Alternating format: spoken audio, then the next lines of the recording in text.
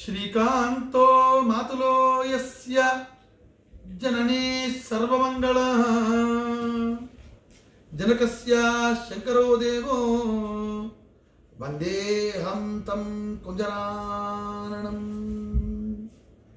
పలికెడది భాగవతమట పలికించడివాడు రామభద్రుండట. నే పలికిన భవహరమగునట పలికెదా విరుండుగాధ పలుకగనేలా. ఓం ఇదం విష్ణుర్విచక్రమే త్రేధా నిర్దేవరం సమూఢమస్య భాగం సురే. భక్తులందరికీ మరి ఆ వశిష్ఠ మహర్షి విశేషంగా జనక మహారాజుకి 13వ రోజు జరిగే అంటే త్రయోదశి నాడు మనం ఎలాంటి విశేషమైన పని చేయాలి ఆ త్రయోదశి కథ చెప్తున్నాడు. మరి ఈరోజు ప్రతిరోజు లాగానే సంకల్పపూర్వకంగా స్నానం చేయాలి. వీలైతే నది ఒడ్డుకెళ్ళి స్నానం చేయండి, లేదు సముద్రపు స్నానం చేయండి. మీ ఇంట్లోనే హరహర గంగే విశ్వనాథ గంగే అని చెప్పి సంకల్పం చెప్పుకొని స్నానం చేయండి. ఈరోజు తలస్నానం చేయడం అనేది చాలా గొప్ప పుణ్యం. అంటే మనం భారతదేశంలో అయితే కొన్ని విశేషమైన పత్రాలు దొరుకుతాయి, అవి తలపైన పెట్టుకొని స్నానం చేసేవాళ్ళు. త్రయోదశి నాడు తప్పనిసరిగా మనందరం కూడా ఒంటికి నూనె రాసుకొని స్నానం చేయాలి. అంటే అమావాస్య రోజు దీపావళి స్నానం చేసేటప్పుడు తలపై నూనె రాసుకొని ఎలా అయితే స్నానం చేస్తారో త్రయోదశి నాడు నువ్వుల నూనె ఒంటికి రాసుకొని స్నానం చేస్తే గొప్ప శక్తి వస్తుంది. మనకున్న సకల దరిద్రము అమంగళం ఇవన్నీ తొలగిపోతాయి. ఎందుకంటే నువ్వుల నూనెలో లక్ష్మీ స్వరూపాలు ఉంటాయి. అలా నూనె పెట్టుకొని స్నానం చేయడం అనేది చాలా విశేషంగా చెప్పేది. మరి త్రయోదశి నాడు మనం ప్రతిరోజు తలస్నానం చేయాలి. మరి వీలైతే ఈరోజు కూడా సంకల్పపూర్వకంగా తలస్నానం చేయాలి. ఈరోజు శివకేశవుల దేవాలయానికి వెళ్ళి నంది ముందు దీపారాధన చేయడం, జయ విజయుల ముందు దీపారాధన చేయడం చాలా గొప్ప పుణ్యమైంది. అంటే ఏదైనా దేవాలయానికి వెళ్ళి ఒక పైన శివ పరివారము, ఇంకొక పైన విష్ణువు పరివారము, అలా ఉన్న దేవాలయానికి వెళ్ళి వాళ్ళిద్దరి మధ్యలో దీపారాధన వెలిగిస్తే ఎంత పుణ్యమయ్యా అంటే విశేషమైన పుణ్యం. హరహర స్వరూపంలో ఈరోజు ఆరాధన చేయడం విశేషమైన స్నానం. మనందరం త్రయోదశి నాడు వామనమూర్తికి నమస్కరించుకోవాలి, వామన అవతారాన్ని తలుచుకోవాలి. వామనుడు పరిచక్రవర్తిని మరి ఎలా అయితే అనుగ్రహించాడో మనందరికీ కూడా వామనుడి పేరు తలుచుకుంటేనే సకల పాపాలు తొలగిపోతాయి. మరి ఈ కార్తీక మాసంలో 13వ రోజు త్రయోదశి నాడు వినాల్సిన గొప్ప కథ.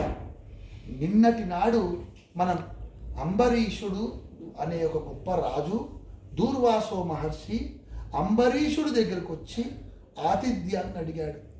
మరి ఆతిథ్యానికి అడిగిన అంబరీషుడు అక్కడ ఎదురు చూస్తూనే ఉన్నాడు. దూర్వాసో మహర్షి వస్తాడు, ఆయనకు ఆతిథ్యాన్ని ఇచ్చి తర్వాత ఈయన భోజనం చేయాలి.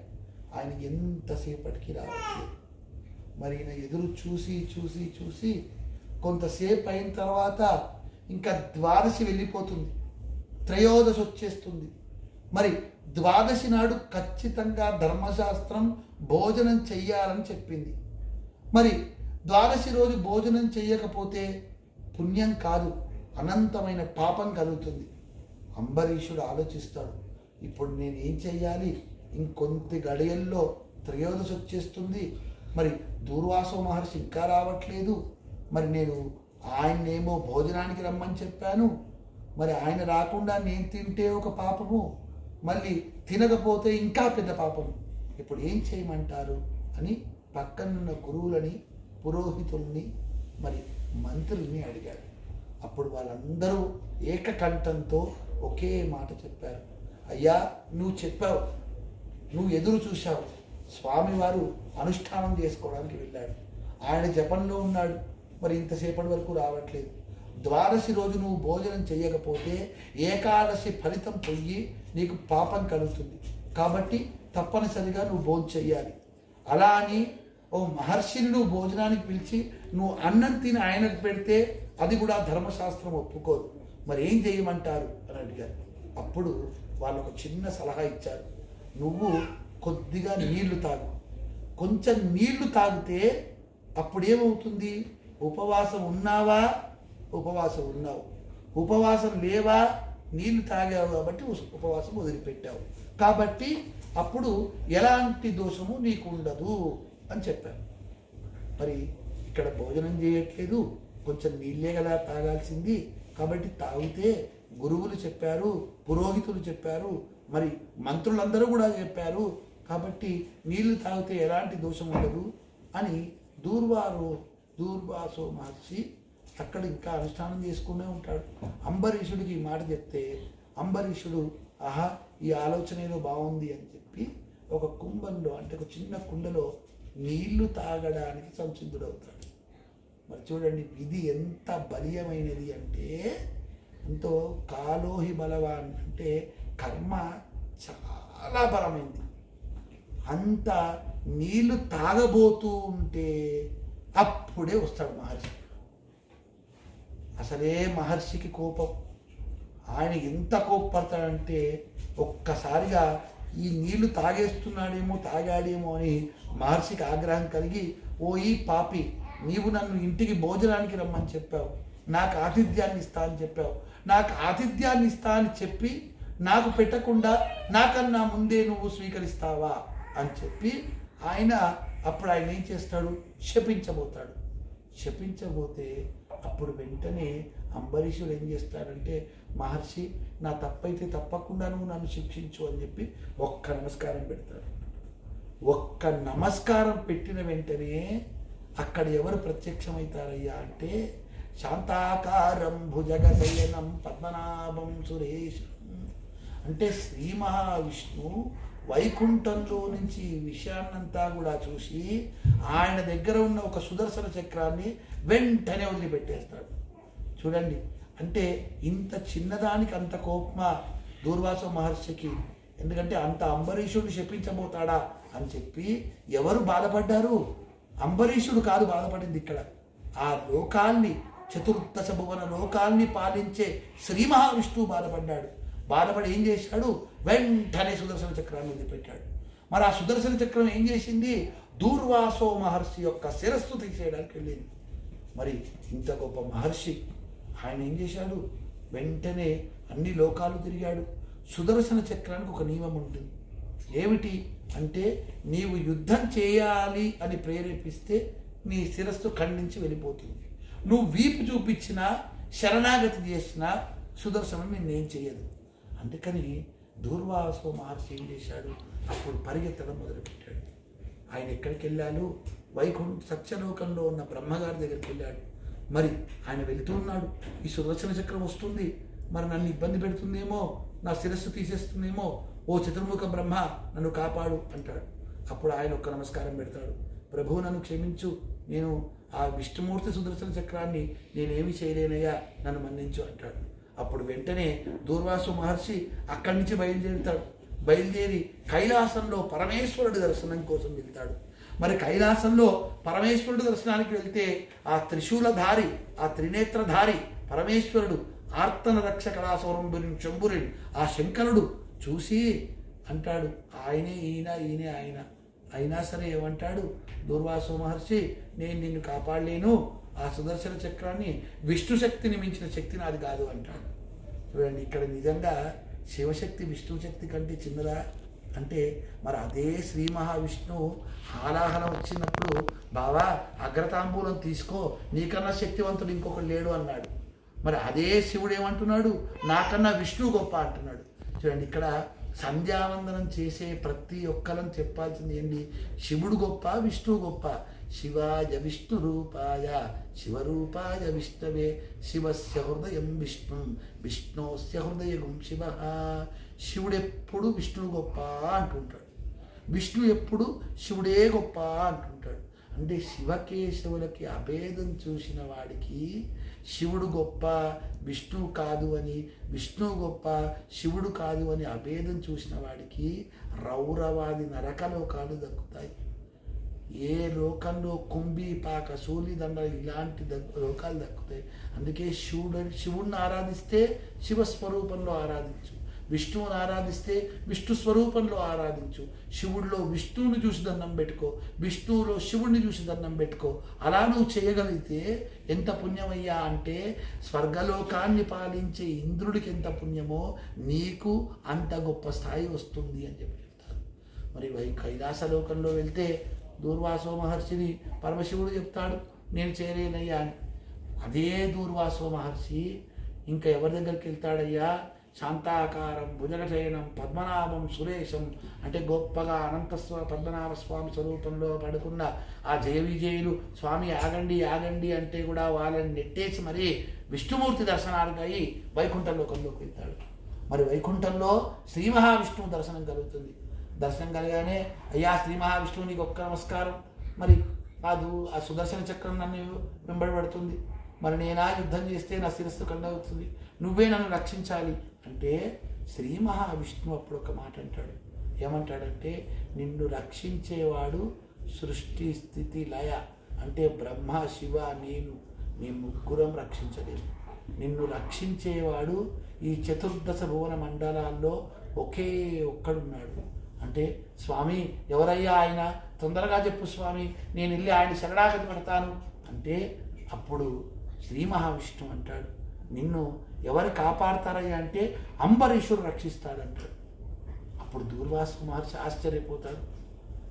ఒక క్షత్రియుడు ఒక రాజు నన్ను రక్షించడమా, ఏంటి విచిత్రం అంటే దూర్వాసో మహర్షి గొప్ప మహర్షి, అంత గొప్ప మహానుభావుడు, పరమశివ స్వరూపుడు, అంత గొప్ప వాడికి కూడా అంబరీషుడు ఎందుకు కాపాడుతాడు అంటే అంబరీషుడు తన ధర్మాన్ని తను చేశాడు. మనకి ఎన్ని పురాణాలు విన్నా ఎన్ని కథలు విన్నా ఒకే మాట చెప్తాం, ధర్మో రక్షతి రక్షిత. ధర్మాన్ని నువ్వు కాపాడితే ధర్మం నిన్ను కాపాడుతుంది. ఎవరు ధర్మం కన్నా ఎవరు పెద్ద అంటే ధర్మం కన్నా ఎవరు పెద్ద కాదు. అందుకనే ధర్మం ఎప్పుడూ రక్షిస్తూ ఉండాలి. ధర్మాన్ని రక్షించిన వాడిని ఎప్పుడూ ఆ ధర్మమే కాపాడుతుంది. మరి నిన్నిప్పుడు కాపాడాల్సింది, నువ్వు శరణాగతి చేయాల్సింది నన్ను కాదు అంబరీషుని అని చెప్తాడు. అప్పుడు వెంటనే దూర్వాసో మహర్షి అంబరీషుడి దగ్గరికి వెళ్ళి, ఓయి అంబరీష నన్ను క్షమించు అని అడగబోతాడు. అప్పుడే అంబరీషుడు సిగ్గుతో తల ఉంచుకొని ఆ మహర్షి యొక్క పాదాలు పట్టుకొని, అయ్యా మహానుభావ, నీ అంత మహానుభావుడిని నన్ను ఆ మాట అండమా, నన్ను క్షమించు స్వామి అంటాడు. మరి ఆ సుదర్శనం నుంచి నన్ను కాపాడయ్యా అంటే అప్పుడు అంటాడు, అయ్యా నీవు నా ఆతిథ్యాన్ని స్వీకరిస్తే తప్పకుండా నేను శ్రీ మహావిష్ణువు వేడుకుంటాను అంటాడు. అప్పుడు ఈయన సరే అంటాడు. ఆ తర్వాత ఆ సుదర్శన చక్రాన్ని శ్రీ మహావిష్ణువు స్వరూపాన్ని అంబరీషుడు వేడుకుంటాడు. ఒక్కసారి అంబరీషుడు మనస వాక్ కర్మణ త్రికరణ శుద్ధిగా నమస్కారం చేసుకోగానే ఆ సుదర్శన చక్రం మళ్ళీ విష్ణుమూర్తి దగ్గరికి వెళ్ళిపోతుంది. చూశారా, ఇక్కడ మనకు ఎంత గొప్ప మహర్షి, త్రికాళ జ్ఞాని, అందరి తపశ్శక్తిని కూడా పొందిన పరమశివ స్వరూపమైన దూర్వాసో మహర్షికి అంబరీషుడి యొక్క కథ, అంబరీషుడు అన్న ఒక రాజు ఆతిథ్యాన్ని ద్వాదశి నాడు నియమాన్ని పాటించి ఏకాదశి రోజు ఉపవాసం పొందినందుకు అంత గొప్ప తపోబలాన్ని సాధించాడు. కాబట్టి మరి ఆ మహర్షి యొక్క పాదాలకు నమస్కరించి ఆయనకు ఆతిథ్యాన్ని ఇస్తాడు. ఇది అంబరీషుడి యొక్క కథ. ఇక్కడ అందరికంటే శక్తివంతుడు ఎవరయ్యా అంటే భక్తుడు. భక్తుడు భగవంతుణ్ణి ఏ కోరిక కోరుకుంటే ఆ కోరిక నెరవేరుతుంది. అందువల్లే మనం అంబరీషోపాఖ్యానాన్ని విని ఈ అక్షంతలు చేతిలో పట్టుకొని మళ్ళీ ఆ అక్షంతలు ఒక్కసారి విష్ణుమూర్తి పాదాల దగ్గర వేసి మిగతా అక్షంతలు మన శిరస్సు పైన వేసుకోవాలి. అలా వేసుకుంటే అంబరీషుడికి ఎంత గొప్ప లోక ప్రాప్తి కలిగిందో మనందరికీ కూడా అంత గొప్ప ప్రాప్తి కలుగుతుంది. అలా ఈ కథ విన్న వాళ్ళందరికీ కూడా బ్రహ్మగారి అనుగ్రహం కలుగుతుంది, శ్రీ మహావిష్ణు అనుగ్రహం కలుగుతుంది, పరమశివుడి యొక్క అనుగ్రహం కలుగుతుంది, సృష్టి స్థితి లయ త్రిమూర్త్యాత్మక స్వరూపాల యొక్క అనుగ్రహాన్ని కలిగి జాతకంలో ఏవైనా దోషాలున్నా, ఎందుకంటే త్రయోదశి నాడు విశేషమైన గ్రహ దోషాలున్నా తొలగిపోతాయి. అందువల్ల ఈరోజు ఈ కథ విని అందరూ కూడా దీపారాధన చేసి దీపానికి నమస్కరించుకొని వీలైతే స్వయం పాకదానం చేయాలి. వీలైతే ఎవరినైనా ఇంటికి భోజనానికి పిలిచి వాళ్ళని కూడా అంబరీషుడు అతిథిని ఎంత గొప్పగా గౌరవించాడో మనం కూడా ఒక అతిథిని ఇంటికి పిలిచి భోజనానికి పిలిచి వాళ్ళకి భోజనం పెడితే మనం కూడా శ్రీ మహావిష్ణువుని ఇంటికి పిలిచి భోజనం పెట్టిన పుణ్య ఫలితం కలుగుతుంది. పరమశివుని ఇంటికి పిలిచి అవపోసన వేసుకున్న పుణ్య ఫలితం కలుగుతుంది. మరి ఆ యొక్క చతుర్ముఖ బ్రహ్మగారిని భోజనానికి పిలిచి భోజనం పెడితే పుణ్య ఫలితం కలుగుతుంది. ఈ విధంగా ఈ కథ విని కార్తీక దీపారాధన వెలిగించి అందరం కూడా మనందరం ఆ ఈశ్వరుణ్ణి కార్తీక దామోదరుణ్ణి నమస్కరించుకొని వాళ్ళకి పొందిన అదృష్టం మనకు కూడా కలగాలని నమస్కరించుకుందాం. మరి రేపటి నాడు చతుర్దశి, మరి కార్తీక పౌర్ణమికి ముందు వచ్చే చతుర్దశి, విశేషమైన చతుర్దశి. ఆ రోజు ఒక గొప్ప కథ వినాలి. ఆ కథ విన రేపటి రోజు తెలుసుకుందాం. స్వస్తి ప్రజాభ్య పరిపాలయంతాం న్యాయేన మార్గేణ మహిం మహిషా గోబ్రాహ్మణే విశ్వమస్తిత్యం లోకాః సమస్తా సుఖినో భవంతు.